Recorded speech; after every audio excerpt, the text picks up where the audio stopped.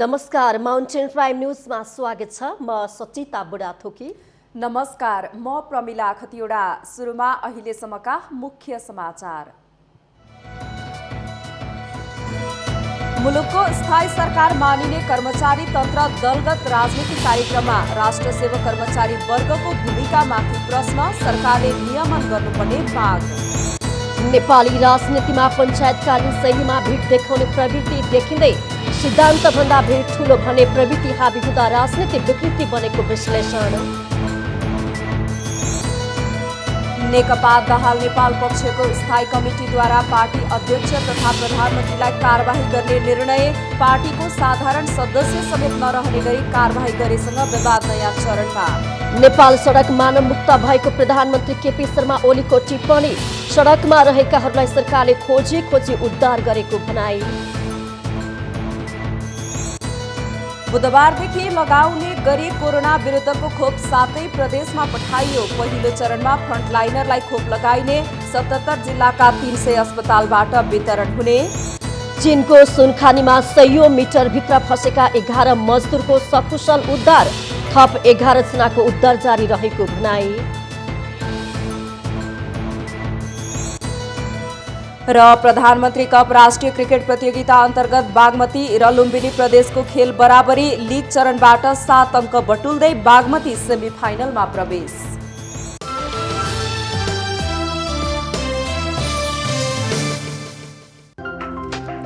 तपाईं हेर्दै हुनुहुन्छ माउन्टेन टेलिभिजन।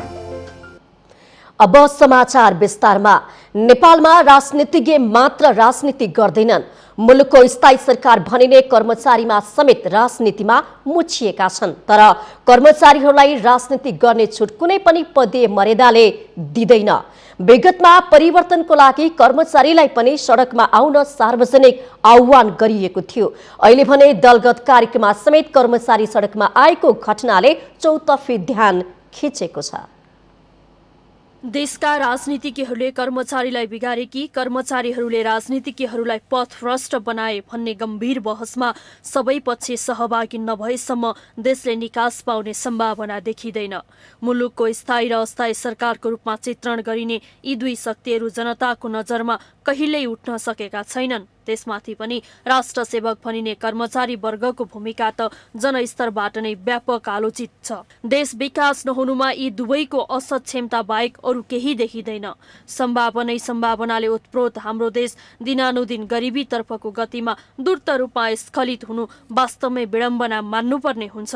2046 सालको जनआन्दोलनमा सर्वप्रथम राजनीति गर्नेहरूले कर्मचारीहरूलाई सडकमा उत्रिन आह्वान गरे। कर्मचारीहरू सडकमा उत्रिए। त्यस्तै 2061-62 को आन्दोलनमा पनि दलहरूको आह्वान बमोजिम कर्मचारीहरूले सरकारको विपक्षमा नारा लगाए।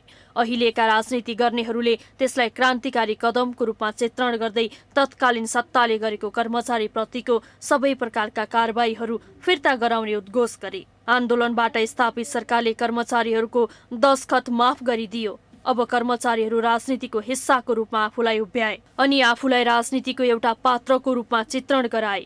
पार्टीगत रूपमै कर्मचारीहरूको पनि युनियनहरू खडा भए। कर्मचारीहरू सरकारको हुन सकेनन्। पार्टीको भातृ संगठनको रूपमा आफूलाई चिनाउँदै जसको सरकार आयो त्यसकै भातृ संगठनको रूपमा बाहुबल देखाउँदै सरकारी संयन्त्रमा हावी हुने अवस्था बन्यो। एवं प्रकारले कर्मचारी तन्त्र सरकारको निमित्त गम्भीर चुनौतीको रूपमा देखियो। 2061-62 जस्तै अहिले पनि फेरि माधव प्रचण्ड समूहले कर्मचारीहरूलाई सडकमा उत्रिएर आन्दोलन गर्न आह्वान गर्न पुगेको छ। अहिलेको अवस्था व्यवस्था फेर्ने आन्दोलन हो? शासकीय संरचनाबारेको निर्णायक आन्दोलन हो? एउटा पार्टीको दुई गुटको सामान्य झगडामा समेत कर्मचारीहरूलाई सडकमा उतार्ने गतिविधिले राज्य संरचनामा कस्तो असर गर्छ होला? राजनीतिमा कर्मचारीहरूको प्रवेशलाई सहज रूपमा हेर्ने कि नहेर्ने?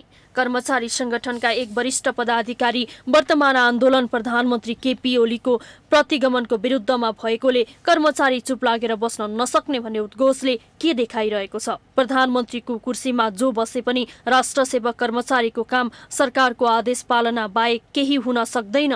कर्मचारीहरूलाई राजनीति गर्ने छुट कुनै पनि पदीय मर्यादाले जस्तोसुकै परिस्थितिमा पनि दिँदैन। राजनीति गर्नको निमित्त पदीय मर्यादाबाट आफूलाई मुक्त गर्न सक्नुपर्दछ अनि मात्र सडकमा उत्रिन पाइन्छ। देशको भ्रष्ट निकायको रूपमा जनताले चित्रण गर्दै आएको कर्मचारी तन्त्रलाई आफ्नो साग जोगाउनका लागि पनि उसको मूलभूत चरित्रमा स्वयं कर्मचारीहरूले नै गम्भीर रूपमा सोच्नुपर्ने समय आएको छ। अर्कोतर्फ राजनीति गर्नेहरू कति अदूरदर्शी छन् भने उनीहरूलाई कुन कुरा गर्दा त्यसको परिणाम के आउँछ भन्नेसम्मको सामान्य ज्ञान समेतको अभाव छ।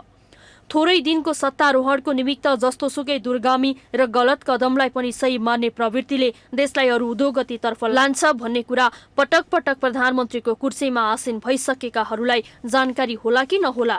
सो घोषित प्रतिगमनको नाममा सरकारको नीति तथा कार्यक्रम अनुसार गर्नुपर्ने जनताका विकास निर्माणदेखि जनजीविकासम्मका सवालहरूलाई पन्छ्याउँदै यदि कर्मचारीहरू सडक आन्दोलन भन्दै जात्रा देखाउन थाले भने सरकार हात बाँधेर बस्नु हुँदैन।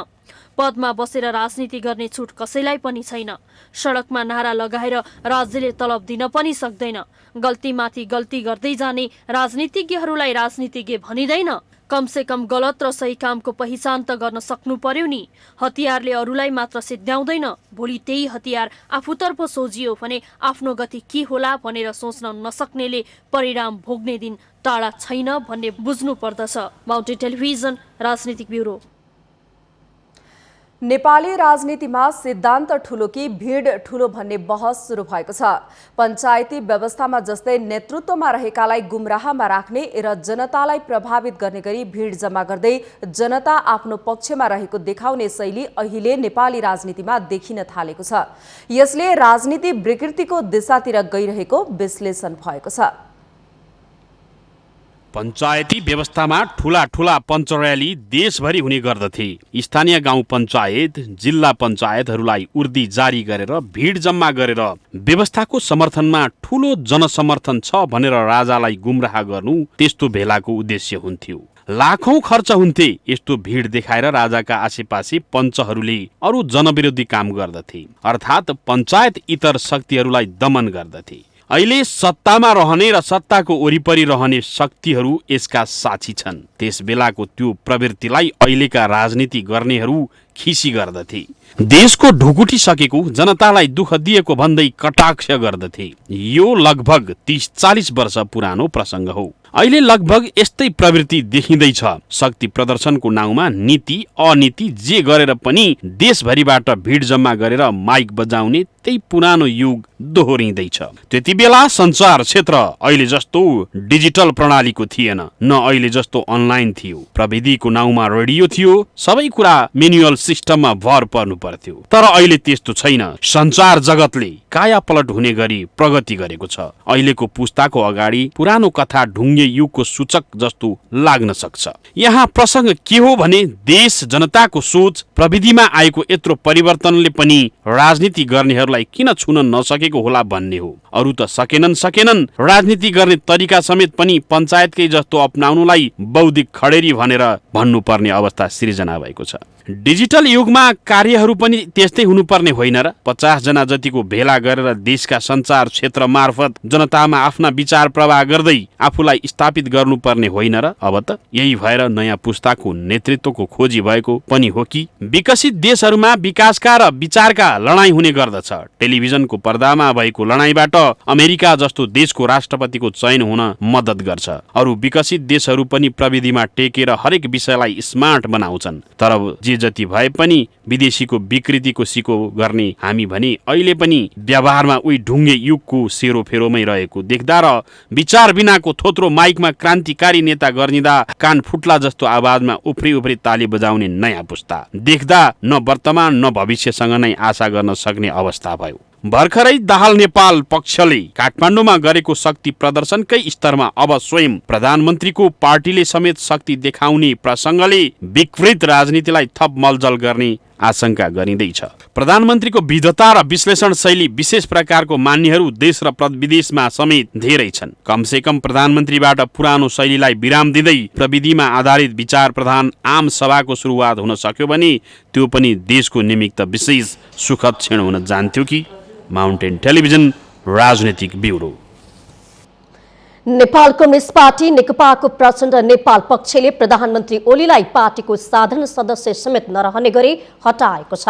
पार्टी कार्यालय पेरिस डाँडामा आइतबार बसेको स्थायी कमिटी बैठकले प्रधानमन्त्री ओलीलाई पार्टीको साधारण सदस्य समेत नरहने गरी कारबाही गरेको हो। बैठकपछि सञ्चारकर्मीहरूसँग बोल्दै नेता नारायण काजी श्रेष्ठले पार्टीको अध्यक्ष समेत रहेका ओलीलाई पार्टी अनुशासन उल्लङ्घन गरेकोले कारबाही गरेको बताउनुभयो।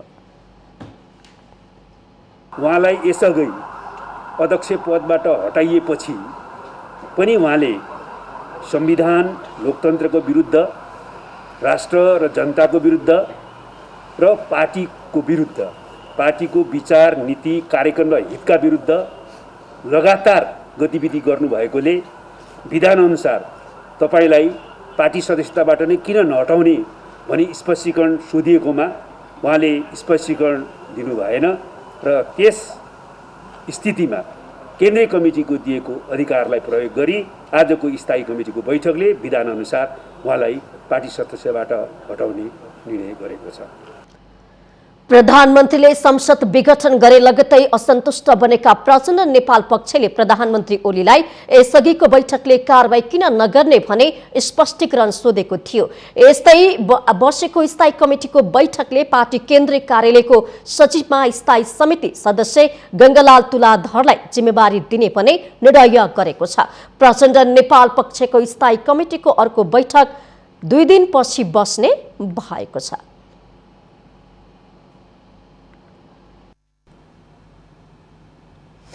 प्रधानमन्त्री केपी शर्मा ओलीले संसद विघटनलाई असंवैधानिक भन्नेहरू देश विरोधी रहेको बताउनु भएको छ। आइतबार अपाङ्गता भएका व्यक्तिहरूको समस्या र सवालमा अपाङ्गतासँग सम्बन्धित साक्षात्कार कार्यक्रममा बोल्दै प्रधानमन्त्री ओलीले यस्तो बताउनु भएको हो। संसद पुनर्स्थापना गर्न चाहनेहरू देशमा अस्तव्यस्तता खडा गरी स्थिरता र स्थायित्व हुन नदिने तथा बहुमतको सरकार तोडेर जोरजाममा सरकार बनाउन खोजेको आरोप समेत प्रधानमन्त्री ओलीको रहेको छ। तान्त्रिक भयो भनेर कराइरहेका छन्। ती कराउने मान्छेहरू संविधान विरोधी, ती कराउने मान्छेहरू लोकतन्त्र विरोधी, ती कराउने मान्छेहरू देश विरोधी, ती कराउने मान्छेहरू जनविरोधी मान्छेहरू जो कराइरहेका छन्। अस्तव्यस्तता खडा गर्ने देशमा स्थिरता हुन नदिने, स्थायित्व हुन नदिने र बहुमतको सरकार तोडेर अनि जोडजाम सरकार बनाएर स्थिरताका नाटक गर्ने। संसद 5 वर्षका हुनका लागि सांसदहरूको जागिर नभएकाले सांसदको काम हेरेर जनतालाई पुरस्कृत तथा दण्ड गर्नका लागि ताजा जनादेशमा जानुपर्ने उहाँको भनाइ छ। आफूले शासक बन्ने गरी हातमा केही नराखेको भन्दै प्रधानमन्त्री ओलीले जनतालाई निर्णय गर्न दिने कुरा तानाशाह नभएको स्पष्ट पार्नुभयो। इशारामा अरूका लागि काम गर्ने भएपछि जनतामा ताजा जनादेशका लागि जानु, कुन कुन सांसदहरूले के कस्तो काम गरेका छन् जनताले मूल्याङ्कन गर्नु पर्यो। पुरस्कृत गर्ने कि सजाय गर्ने त्यो कुरा जनताले फैसला गर्नु। मैले आफ्ना हातमा लिएको छैन। मैले आफ्ना हातमा लिएको भए तानाशाही हुन्थ्यो। जनताका बीचमा जनताको फैसला भन्दा म तानाशाह भएँ। प्रधानमन्त्री ओलीले अपाङ्गता भएका व्यक्तिहरूको साथमा सरकार रहेको बताउनुभयो। शारीरिक रूपले अशक्त असक्षमहरूका लागि सरकार चाहिने भन्दै अशक्तहरूको जीवनमा आइपर्ने समस्या समाधान गर्न सरकारले ध्यान दिने प्रतिबद्धता व्यक्त गर्नुभयो। प्राथमिकता अरू मान्छेहरू जागिर खाइरहेका मान्छेहरूको ठुलो समस्या होइन। जो जागिर खाने अवस्थामा पनि छैन, जागिर खान पनि सक्दैन, पाउँदा पनि पाउँदैन त्यस्तो अवस्थाको र त्यसमाथि पनि जसको अपाङ्गता छ, अशक्तता छ हो त्यो मान्छे। जो अभिभावक जसको छैन, जसको सहारा छैन ती मान्छेहरू। तो त्यसका लागि सबभन्दा पहिले सरकारको आवश्यकता पर्छ र तिनका लागि सबभन्दा पहिले सरकार छ। प्रधानमन्त्री ओलीले शारीरिक अशक्तताका कारण उत्पन्न हुने समस्या निराकरण गर्न सकिने भन्दै हरेस नखान आग्रह गर्नुभयो। देश गरिब भए पनि आफ्नो नागरिकलाई सक्दो हेरचाह गर्न कुनै कमी नराख्ने प्रधानमन्त्री ओलीको प्रतिबद्धता रहेको छ।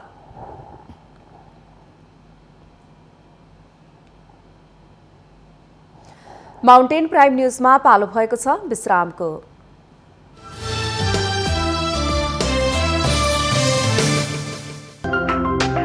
तपाईं हेर्दै हुनुहुन्छ माउन्टेन टेलिभिजन। विश्रामपछि स्वागत छ। अब बाँकी समाचार। प्रतिनिधि सभा विघटन विरुद्ध परेका रिट निवेदनमाथि आइतबार गरेको सुनवाईमा 8 जना कानून व्यवसायीले बहस गर्नु भएको छ।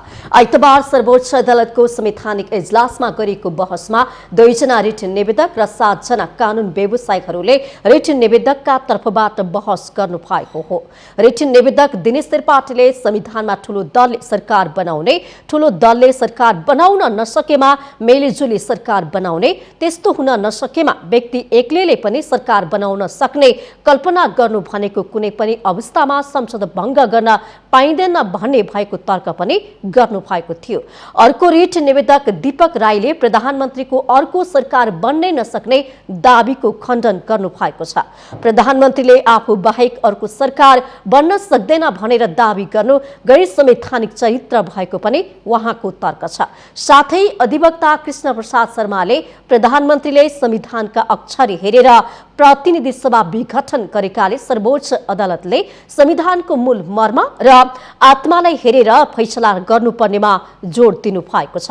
अधिवक्ता वीरेन्द्र ठाकुर, केदार कार्के, शिवहाङ राई, नीतिका ढुङ्गाना, देवराज पोखरेलले प्रतिनिधि सभा विघटन विरुद्ध तर्क पेश गर्नु भएको थियो। गत पुष 5 मा सरकारले प्रतिनिधि सभा भङ्ग भएपछि सो विषय सर्वोच्च अदालतको संवैधानिक इजलासमा प्रवेश गरेको थियो। यस मुद्दाको आगामी सुनवाई आजको लागि तोकिएको छ।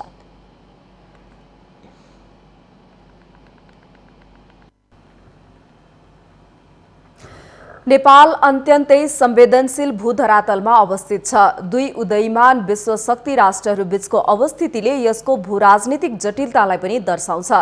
भूपरिवेष्टित राष्ट्र भएको कारण बेहोर्नुपर्ने अप्ठ्याराहरूका कारण भोग्नुपर्ने असहजताहरू पनि नेपाल सामु उत्तिकै छन्।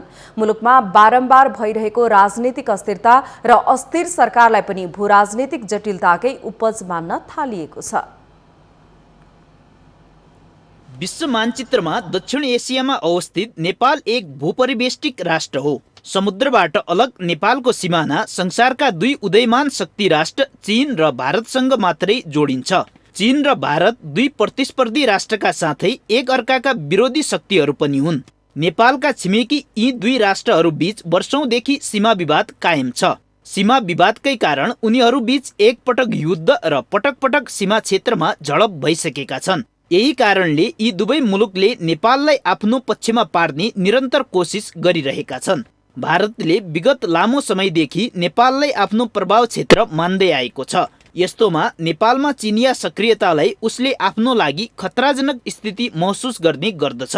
नेपालमा बारम्बारको राजनीतिक अन्यल र अस्थिरता उत्पन्न भइरहँदा यसको कारक विदेशी शक्तिहरूको चलखेल त होइन भन्ने गम्भीर प्रश्न यति बेला खडा भएको छ। राजनीतिशास्त्री प्राध्यापक डाक्टर लोकराज बराल राजनीतिक अस्थिरताका पछाडि भूराजनीतिक कारणले सिर्जित शक्ति राष्ट्रहरूको चलखेल जिम्मेवार रहेको यथार्थलाई नकार्न नसकिने बताउनुहुन्छ। आफ्नो स्वार्थ अनुकूलको सरकार बनोस्, आफूले भनेको अनुसार होस्, आफूले मानेका नीतिहरू लागू गर्न सकियोस् भन्ने जुसुकैको पनि विदेशीको चासो रहन्छ, त्यसमा इन्ट्रेस्ट हुन्छ।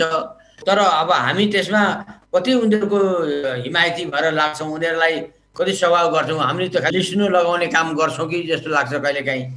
हामी आफै चाहिँ बढी सक्रियहरू खोज्छौँ। विदेशीको काम त मौका पाउँदाखेरि आफ्नो स्वार्थ अनुकूलको परिस्थिति सृजना गर्न त लागिहाल्छ नि, त्यसमा नयाँ कुरा त यो केही पनि भएन।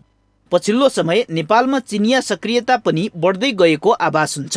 काठमाडौँ स्थित चिनिया राजदूतको दौडधुप र त्यहाँका नेताहरूको नेपाल भ्रमणले यो कुराको आकलन गर्न सकिन्छ। अमेरिका र पश्चिमा शक्तिहरू भने चीनको बढ्दो विश्वव्यापी प्रभावलाई लिएर त्रसित देखिन्छन्। यस्तो जटिल र कठिन भूराजनीतिक अवस्थामा रहेको देशको राजनीतिक अस्थिरतामा विदेशी शक्तिहरूको प्रभाव जिम्मेवार रहनेमा दुई मत नरहेको राजनीतिक विश्लेषक प्राध्यापक डाक्टर सुरेन्द्र केसीको भनाइ छ। नेपालको आन्तरिक राजनीतिमा विदेशी चलखेल भूराजनीतिको समेत पनि प्रभाव र हस्तक्षेप उल्लेखनीय मात्रामा छ भन्ने कुरालाई नमान्नु चाहिँ अब सूर्यलाई हत्केलाले छेक्नु जस्तो मात्रै हुन्छ। मैले ठुलो बोलेर त्यो सूर्यलाई छेक्न सक्दिनँ, त्यो नाङ्गै छ, छ्याङ्गै छ, त्यो नेपाली भूराजनीतिको वास्तविकताको जबमा उभिएको भन्नलाई हिचकिचाउनु पर्ने अवस्था छैन। तर अर्काको टाउकामा हालेर उम्किन पाइँदैन। नेपालको भूधरातलीय अवस्थितिले शक्ति राष्ट्रहरूका लागि यसको महत्त्व उजागर गर्दछ। सबैको नेपालमा आफ्नो अनुकूलको स्थिति होस् भन्ने चाहनाले देश बारम्बार राजनीतिक अस्थिरतामा जाने र सरकार स्थिर नहुने गरेको पनि सत्य हो। तर जसरी देशको भूभागलाई बदल्न सकिँदैन त्यसरी नै हामी भू राजनीतिक जटिलतालाई पनि अस्वीकार गर्न सक्दैनौँ। यसर्थ भू राजनीतिको जटिल अवस्थालाई अनुकूलतामा रूपान्तरण गर्नुको विकल्प नेपालका राजनीतिक शक्तिहरू सामु देखिँदैन। माउन्टेन टेलिभिजन राजनीतिक ब्युरोको सहयोगमा प्रकाश जोशी, काठमाडौँ। कोरोना भाइरस विरुद्धको खोप सरकारले 7 प्रदेशमा पठाएको छ। पहिलो चरणमा नेपाल आइपुगेको 10 लाख डोज खोप वितरणको लागि सरकारले 7 प्रदेशमा पठाएको हो। टेकु स्थित स्वास्थ्य सेवा विभागमा भण्डारण गरिएको सो खोप प्रदेश स्तरबाट बुधबारदेखि अभियान मार्फत वितरण गरिने भएको छ।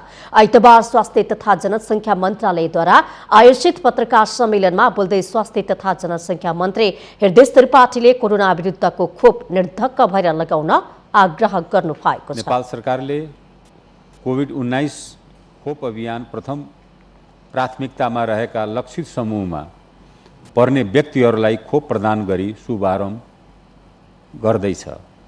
यस कार्यको शुभारम्भ यही मिति 2077 माघ 14 गते बिहान 10 बजे सम्माननीय प्रधानमन्त्रीज्यूको बाट हुनेछ। विश्वविख्यात संस्था अक्सफोर्ड युनिभर्सिटी र एस्ट्राजेनिका नामक औषधि उत्पादकले संयुक्त रूपमा विकास गरेका हुन् भने भारतमा रहेको सेरम इन्स्टिच्युटले उत्पादन गरेको खोप र तेस्रो चरणको ट्रायल समेत पार गरिसकेकोले यो खोप सबैले निर्धक्क भएर लगाउन हुन म अनुरोध समेत गर्न चाहन्छु। पहिलो चरणमा यी खोप 7 प्रदेशका फ्रन्टलाइनमा खटिएका स्वास्थ्य कर्मी र अन्य जोखिमयुक्त क्षेत्रमा काम गरिरहेका 4,23,000 कर्मचारीलाई लगाइनेछ। 0.5 मिलिलिटरको खोप 2 डोज लगाउनु पर्ने भएकाले हाल करिब 5 लाख जनालाई खोप लगाउने तयारी भएको हो। खोपलाई स्वास्थ्य सेवा विभाग व्यवस्थापन महाशाखा रेफ्रिजरेटर भ्यानले पुर्याइरहेको छ। 7 प्रदेश र 77 जिल्ला गरी विभिन्न 300 वटा अस्पतालमा खोप लगाइने मन्त्रालयले जनाएको छ। काठमाडौँमा 10 भन्दा बढी अस्पतालमा खोप वितरण गरिनेछ। खोप 2 पटक लगाउनु पर्ने र पहिलो पटक लगाएको करिब 1 महिनापछि खोपको दोस्रो मात्रा दिइने भएको छ। बुधबारबाट सुरु खोप अभियान सुरु हुने र 1 हप्ताभित्र खोप लगाइसक्ने योजना रहेको मन्त्रालयले जनाएको छ।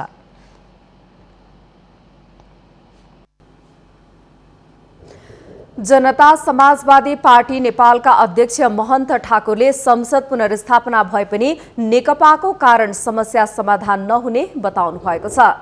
आइतबार जनता समाजवादी पार्टी नेपाल र नेपाल लोकतान्त्रिक पार्टी शिवलाल थापा मगर समूह बीच पार्टी एकीकरण घोषणा कार्यक्रममा बोल्दै अध्यक्ष ठाकुरले यस्तो भनाइ राख्नु भएको हो। संसद पुनर्स्थापना भए पनि सत्तारूढ नेकपा कानूनी रूपमा विभाजित नभएको अवस्था भएकोले सत्ता नेकपाकै हातमा जाने र यसले समस्याको समाधान नगर्ने उहाँको भनाइ छ।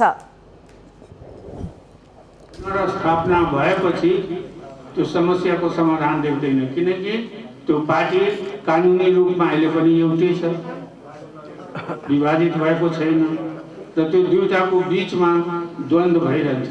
समूहको रूपमा नै रहे पनि त्यो द्वन्द्व रहन्छ। कार्यक्रममा बोल्दै जसपाका अर्का अध्यक्ष उपेन्द्र यादवले राजनीतिक परिवर्तनलाई जोगाउनु अहिलेको आवश्यकता रहेको बताउनुभयो। संसद विघटनको कदमलाई खारेजी गर्नु नै प्रतिगमनलाई परास्त गर्नु रहेको उहाँको भनाइ छ।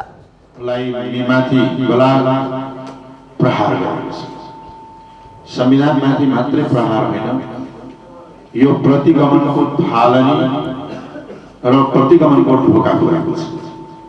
यसले लोकतन्त्रमाथि प्रहार गरेको छ, यसले संघीय गणतन्त्रमाथि प्रहार गरेको छ र यसलाई फेरि विगतका आन्दोलनहरू जस्तै उपलब्धि हुने केही दिन टिक्ने, त्यसपछि चाहिँ उही सर्पको मुखमा लुडो खेल्न परेछ फेरि पुछारमा आइपुग्ने, त्यस ठाउँमा पुर्याउने प्रयास भएको छ। प्रतिनिधि सभा विघटनपछि जसपा नेपाल अहिले पर्ख र हेरको अवस्थामा छ। सो पार्टीका पछिल्ला गतिविधि हेर्दा निर्वाचनमा जान नै इच्छुक भएको देखिएको छ।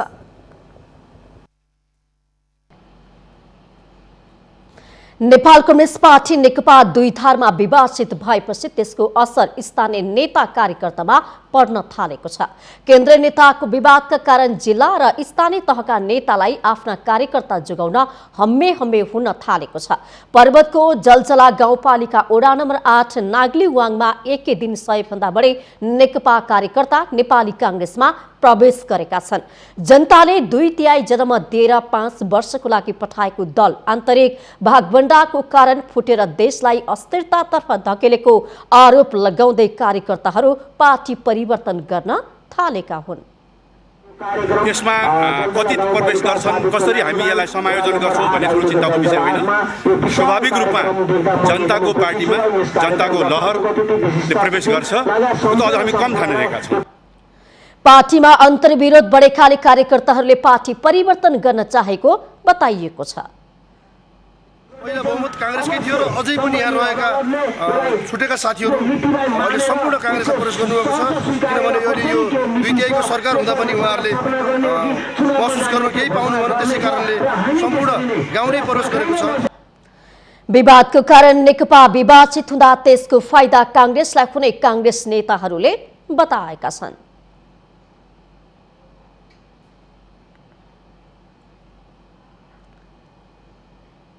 माउन्टेन प्राइम न्यूजमा पुनः पालो भएको छ विश्रामको।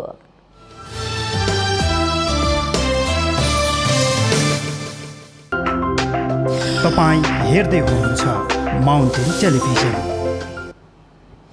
विश्रामपछि स्वागत छ। अब बाँकी समाचार। कुनै समय कोरोनाको केन्द्रबिन्दुको रूपमा रहेको रौतहटमा अहिले कोरोना संक्रमितको संख्या शून्यमा झरेको छ। कुनै बेलामा संक्रमितको संख्या बढ्दा उच्च जोखिमका बीच स्वास्थ्यकर्मीले काम गर्नुपर्ने अवस्था थियो। कोरोना संक्रमणको उच्च जोखिममा समेत खटिएर काम गरेका स्वास्थ्यकर्मी तथा सरसफाइकर्मीले राज्यबाट पाउनुपर्ने जोखिम भत्ता आजसम्म पनि पाउन सकेका छैनन्। पछिल्लो समय नेपालमा कोरोना संक्रमितहरूको संख्या ओह्रालो लाग्दो छ। कुनै समय दैनिक 100 जना भन्दा बढी संक्रमित पुष्टि भएको रौतहटमा हाल संक्रमितको संख्या 0 छ। तर संक्रमितको संख्या उच्च भएको बेला कोरोना संक्रमितको उपचारमा अग्रपंक्तिमा खटिएका कर्मचारीहरूले राज्यबाट पाउनुपर्ने जोखिम भत्ता भने आजसम्म पनि पाउन सकेका छैनन्। रौतहटको चन्द्रपुर नगरपालिका 2 मा सञ्चालन गरिएको अस्थायी कोरोना अस्पतालमा सरसफाई कर्मीका रूपमा खटिएकाहरूले अझै जोखिम भत्ता नपाएको गुनासो गरेका छन्। मेरो नाम इन्दिरा परियार हजुर, म यहाँको सुपर हो सरकारी अस्पतालको। गरियो बिरामीहरू आउँथे, डेलिभरीहरू पनि अब उनीहरूलाई सुताउने उठाउने उनीहरूको धोइ पखाले गर्ने, घरमा गयो अब आफ्नो कपडा चेन्ज गरेर धारामा राखेको सेनिटाइजर बोकेर हिँड्थ्यौँ, हातहरू धुन्थ्यौँ भन्थे। गाउँका मान्छेहरू यस्तो कोरोनामा काम खट्या छ, हाम्रो घरमा पनि नआउनु पनि भने हामीलाई।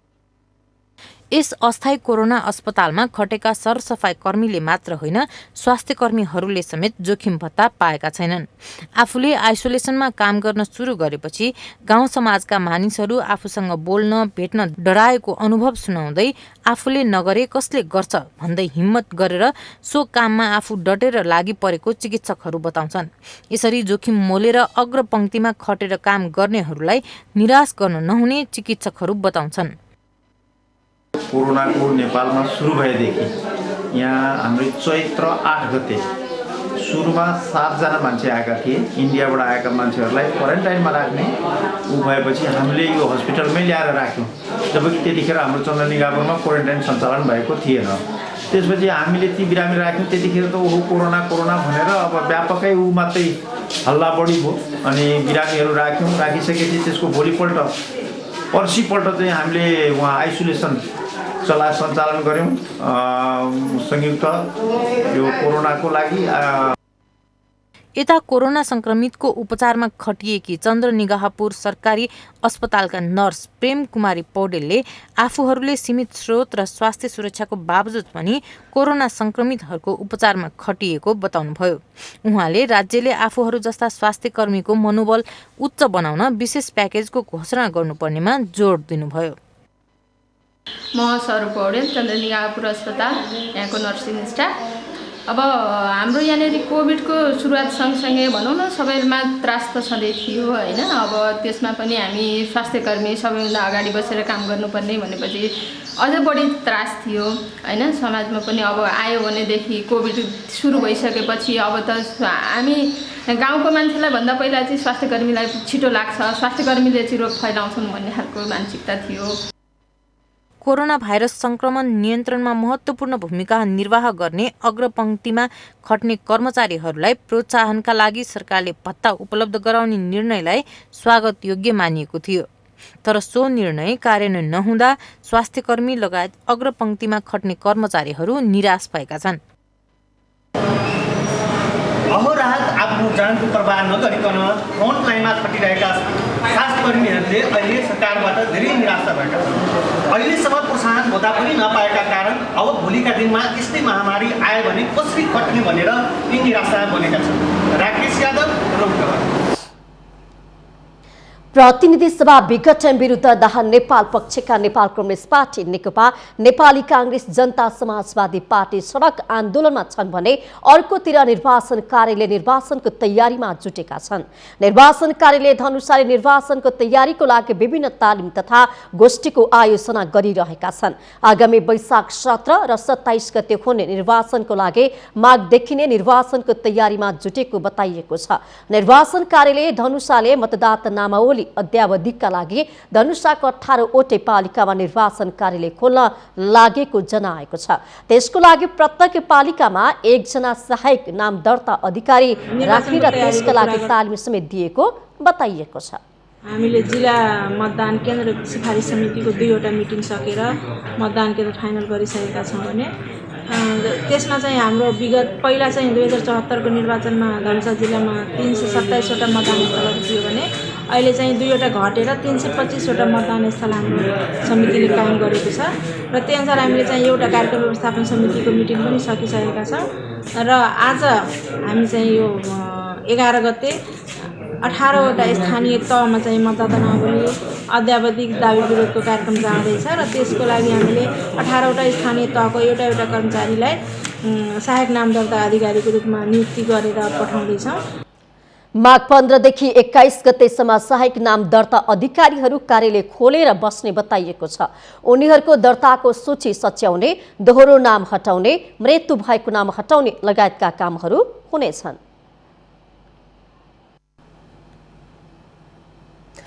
पोखरा महानगरपालिका 15 अमिनतारमा जमिन भासिन थालेको छ। जमिन भासिन थालेपछि स्थानीयहरू त्रसित बनेका छन्। 81 जमिन भासिन थालेपछि देखिएका समस्या समाधानका लागि स्थानीयले पोखरा महानगरपालिकाको सहयोग मागेका छन्। महानगरपालिकाका मेयर मानबहादुर जीसी लगायतको टोलीले स्थलगत अवलोकन गरिसकेको छ। जमिन भासिएर स्थानीय 4 परिवार विस्थापित भएको र महानगरले ती परिवारलाई राहत दिने प्रतिबद्धता व्यक्त गरेको छ। विस्थापित घर परिवारलाई स्थानीय र वडा कार्यालयको सहयोगमा बस्ने खाने व्यवस्था मिलाइएको वडा नम्बर 15 को कार्यालयले जनाएको छ। हामीसँग आर्थिक, अन्तर्राष्ट्रिय र खेल समाचार बाँकी नै छन्। माउन्टेन प्राइम न्यूजमा फेरि पालो भएको छ विश्रामको।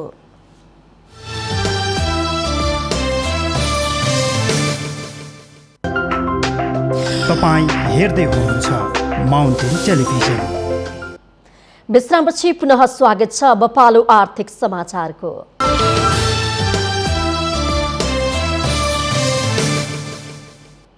कृषिको प्राथमिक उत्पादनको क्षेत्रमा वैदेशिक लगानी भित्राउने सरकारी निर्णयको विरोधमा सरकारवालाहरूले प्रदर्शन गरेका छन्।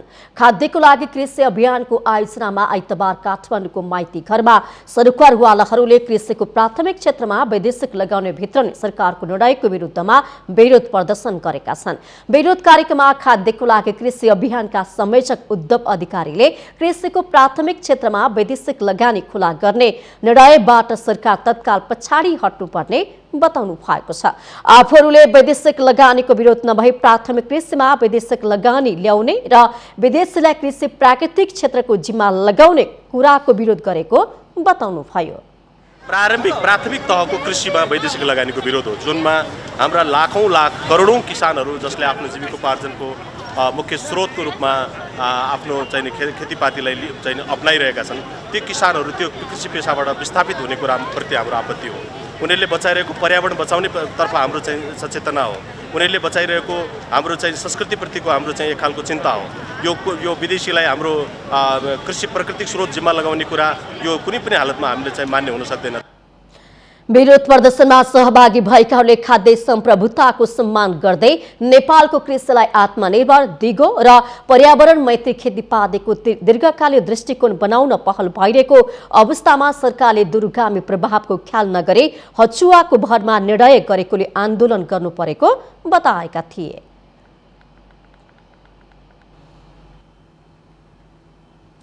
अब पालो अन्तर्राष्ट्रिय समाचारको।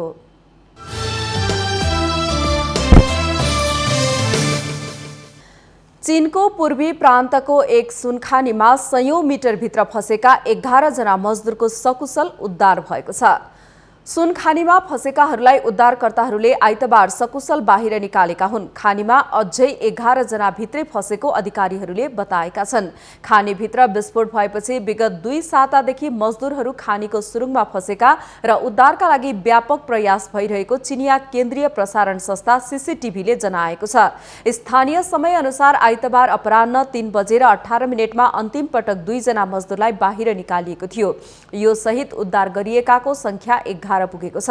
हाल उद्धार अभियान सञ्चालनका लागि 663 जना उद्धारकर्मी र 407 वटा उपकरण फिल्डमा परिचालन गरिएको छ। खानीभित्र करिब 600 मिटरको गहिराईमा ती मजदुरहरू गत जनवरी 10 मा फँसेका थिए। यो खानी स्थल पूर्वी साङदोङ प्रान्तको यान्ता स्थित किझियामा रहेको छ। गत डिसेम्बरमा पनि चोङकिङको खानीमा सुरुङभित्र चेपिएर 23 जना मजदुरको ज्यान गएको थियो।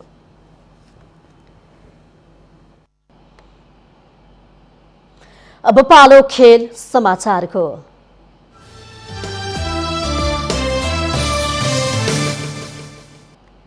स्पेनिस ला लिगा फुटबलमा बार्सिलोनाले सहज जित निकालेको छ। आज बिहान सम्पन्न खेलमा बार्सिलोनाले एल्चेलाई 2-0 गोल अन्तरले पराजित गरेको हो। एल्चेको मैदानमा बार्सिलोनालाई जित दिलाउन फ्रेङ्क डी जोङ र रिकार्ड पुइगले एक गोल गरे। खेलको 39औं मिनेटमा जोङको गोलबाट बार्सिलोनाले सुरुवाती अग्रता बनाएको थियो। त्यसपछि खेलको 89औं मिनेटमा रिकार्डले गोल गर्दै बार्सिलोनालाई 2-0 को जित दिलाए। जितसँगै बार्सिलोना 19 खेलमा 37 अङ्क जोड्दै लिगको तेस्रो स्थानमा उक्लिएको छ भने पराजित एल्चे 17 अङ्क जोडेर 19औं स्थानमा रहेको छ। यस्तै गैराती सम्पन्न अर्को खेलमा ओसासुनाले ग्रानाडालाई 3-1 ले पराजित गरेको छ। माउन्टेन प्राइम न्यूजमा पुनः पालो भएको छ विश्रामको।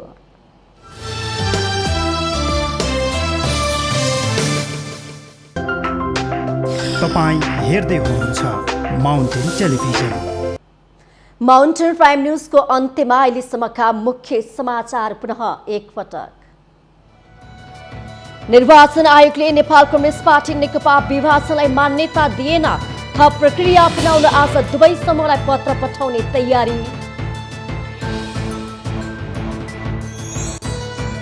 मुलुकको स्थायी सरकार मानिने कर्मचारी तन्त्र दलगत राजनीतिक कार्यक्रममा राष्ट्र सेवक कर्मचारी वर्गको भूमिकामाथि प्रश्न, सरकारले नियमन गर्नुपर्ने माग। नेपाली राजनीतिमा पञ्चायतकालीन शैलीमा भिड देखाउने प्रवृत्ति देखिँदै सिद्धान्तभन्दा भिड ठूलो भन्ने प्रवृत्ति हाबी हुँदा राजनीति विकृति बनेको विश्लेषण।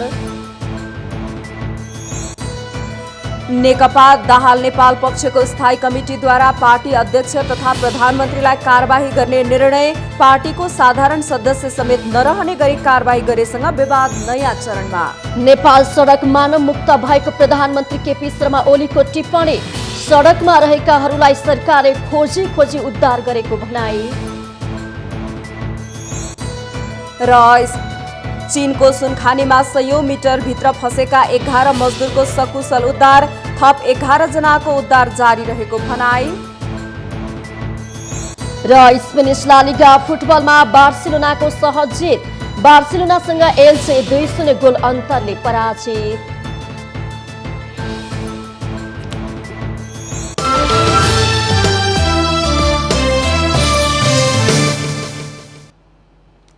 माउन्टेन प्राइम न्यूज अहिलेलाई यति नै। सत्य, तथ्य र निष्पक्ष समाचारको लागि हेर्दै रहनुहोला माउन्टेन टेलिभिजन। नमस्कार।